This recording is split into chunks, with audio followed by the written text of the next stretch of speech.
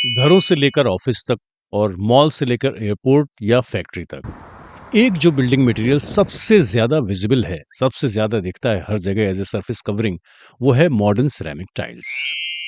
Glazed, unglazed, vitrified, porcelain, GVT, PVT, PGVT, double charge, full body, बहुत तरह के tiles आज अवेलेबल हैं डिफरेंट साइजेस में, डिफरेंट कैरेक्टरिस्टिक्स के और डिफरेंट एप्लीकेशन के लिए। और ग्लोबली सबसे ज्यादा पॉपुलर ऑप्शन फ्लोरिंग के लिए कह लीजिए या फिर ड्यूरेबल वॉल कवरिंग के लिए वो टाइल्स ही हैं। लेकिन आपने वो नज़ारे भी देखे होंगे, टूटे हुए टाइल, फ्रैक्चर्ड टाइल्स, घिसे हुए टाइल, स्क्रैचेस से भरपूर टाइल, ऐसे स्टेन्स जो निकल ही नहीं रहे। ये नज़ारे जब भी आपने देखे होंगे तो आपके मन में शायद ये भी आया होगा कि बड़ी पुअर क्वालिटी ऑफ टाइल्स है ये। लेकिन मैं आपको बताऊं अपने 25 साल के एक्सपीरियंस और रिसर्च के बेसिस पर कि इनमें से मोस्ट ऑफ द जो डिसअपॉइंटमेंट्स हैं वो दो कारणों से होते हैं। पहला कारण है टाइल सिलेक्शन में होने वाली गलती, mistakes at the time of choosing और स्पेसिफाइंग द टाइल्स। और दूसरा कारण है उन टाइल्स का जो एप्लीकेशन है, जो इंस्टॉलेशन है या फिक्सिंग जिसे आप कहते हैं, उसमें होने वाली mistake. Of course there are bad quality of tiles also.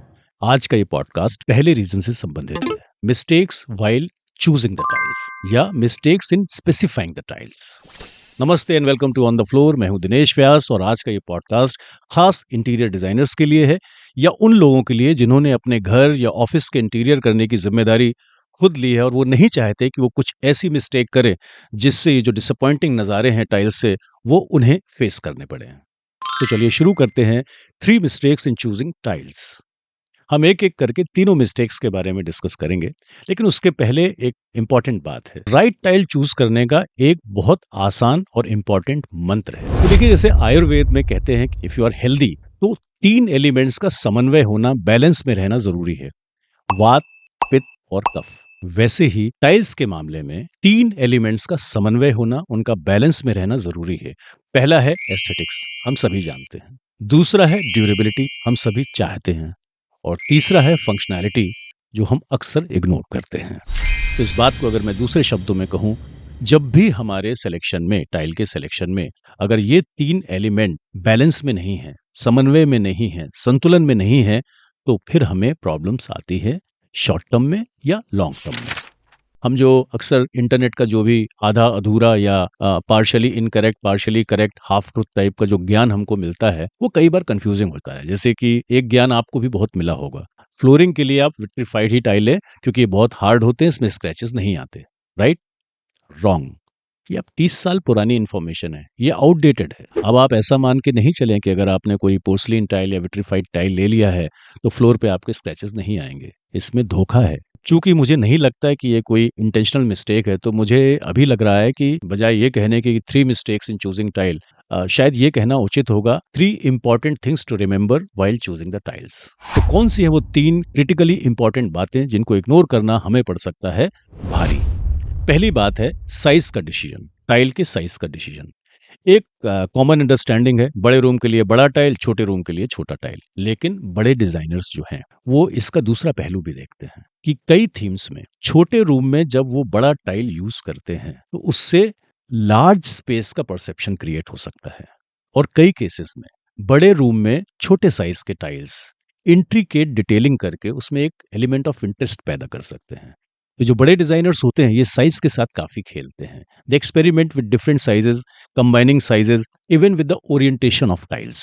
तो टाइल का साइज सिर्फ एक बजट का विषय नहीं है, ये ब्यूटी का भी विषय है। दूसरी सबसे इंपॉर्टेंट बात है टाइल की सरफेस की फिनिश। टाइल सरफेस में होने वाली मिस्टेक सबसे बड़े और सबसे ज्यादा डिसअपॉइंटमेंट्स का रीजन है। आप जो टाइल चूज कर रहे हैं उसकी जो सरफेस का जो टेक्सचर है वो दो बहुत बेहद महत्वपूर्ण चीजों को डिसाइड करता है। पहला है सेफ्टी का विषय, यानी कि स्लिप रेजिस्टेंस, और दूसरा है स्क्रैच रेजिस्टेंस या एब्रेजन रेजिस्टेंस, घिसना उसका।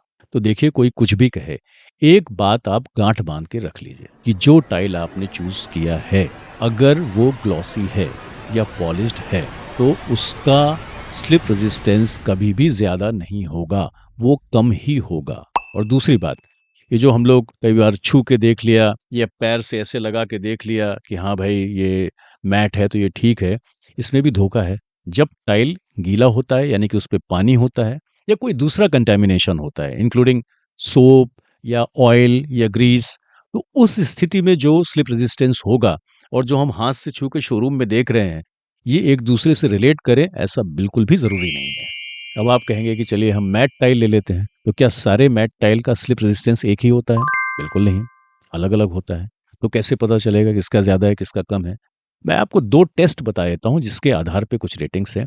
एक है पेंडुलम टेस्ट। बेसिकली ये फ्रिक्शन का टेस्ट है। कोई सरफेस कितना ट्रैक्शन दे सकती है। तो पेंडुलम टेस्ट के आधार पर हम ये कहते हैं कि अगर PTV value, pendulum test value अगर 36 से ऊपर है तो उसका स्किड रेजिस्टेंस ठीक-ठाक है। जनरल फ्लोरिंग में आप यूज़ कर सकते हैं। दूसरी जो रेटिंग है वो आधारित है एक जर्मन रैम्प टेस्ट पे। उसमें बेसिकली 2 तरह की रेटिंग होती है। एक में ए, बी, सी क्लासिफिकेशन कहलाता है और दूसरे में R9 से लेके R13 तक। R9 देखिए 1 टू 10 का स्केल नहीं है।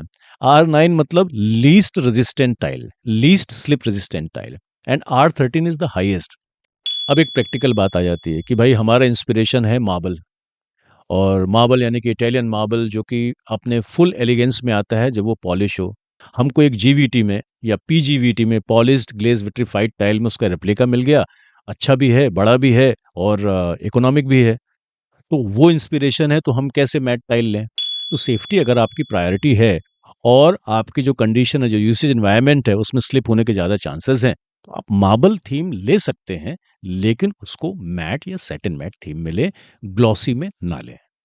सरफेस से जुड़ा हुआ दूसरा पॉइंट है स्क्रैच रेजिस्टेंस और इसमें जो गलती होती है उसको मिस्टेक ना कह के ब्लंडर कहना चाहिए। मैंने शुरुआत में मेंशन किया था कि वो जो इंटरनेट ज्ञान है, all vitrified tiles are scratch resistant, वो ट्रू नहीं है। कहाँ ट्रू नहीं है? कि अगर आपने विट्रिफाइड टाइल ग्लेज़्ड वैरायटी का लिया है और फिर वो ग्लॉसी है, यानी कि हाई ग्लॉस है, पॉलिश्ड है, पीजीवीटी जिसको मार्केट में अक्सर कह देते हैं, पॉलिश्ड ग्लेज़्ड विट्रिफाइड टाइल, तो उसका स्क्रैच रेजिस्टेंस कम होगा। किसी भी ऐसी जगह जहाँ पर हायर फुटफॉल है, वो टाइल ठीक टाइल नहीं है। मन बड़ा खिन्न हो जाता है जब मैं देखता हूँ कि रेस्टोरेंट में और कॉमर्शियल पैसेजेस में, शॉपिंग में, हॉस्पिटल्स में ये ग्लेज़्ड वैरायटी के पॉलिश्ड विट्रिफाइड टाइल यूज़ हुए हैं। देखिए अगर आपका इंस्पिरेशन था Italian marble tile, polish finish में, वो आपको पीजीवीटी में मिल गया, विट्रिफाइड सोच के आपने लगा भी लिया, लेकिन अगर वो घिस गए, तो अनलाइक इटालियन मार्बल, इसको पॉलिश करने का कोई तरीका नहीं है। 2 ही ऑप्शन है, उसको जैसा है वैसे ही टॉलरेट करिए, इग्नोर करिए, ऊपर देख के चलिए या फिर टाइल फिर से चेंज करिए और फिर से यही मिस्टेक नहीं करना।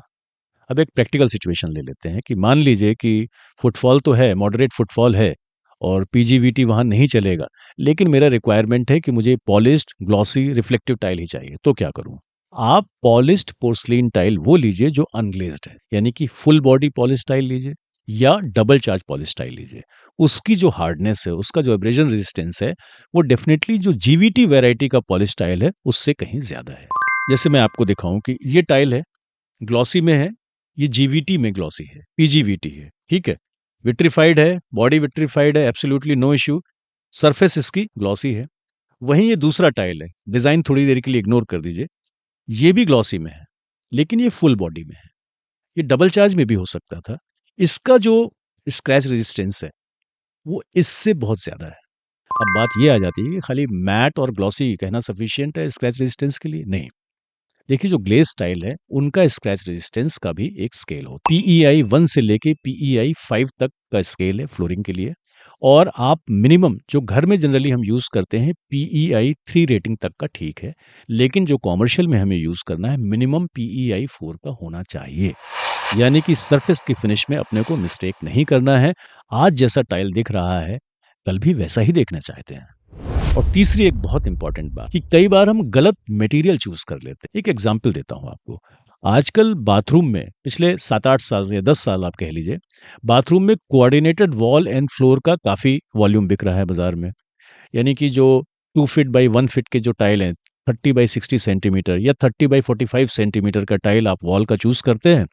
उसी थीम में अ, उसके कलर कॉम्बिनेशन को मैच करता हुआ मैट फिनिश में बाथरूम फ्लोर टाइल आपको 30 बाई 30 का दे दिया जाता है और बोला जाता है कि कोऑर्डिनेटेड फ्लोर टाइल है।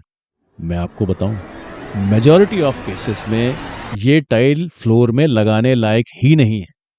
जी, ये वॉल बॉडी के टाइल को जिसका water absorption more than 10% up to 15% होता है, उसी टाइल को उसी फैक्ट्री में, उसी बॉडी में खाली ग्लेज़ चेंज करके बना दिया गया है।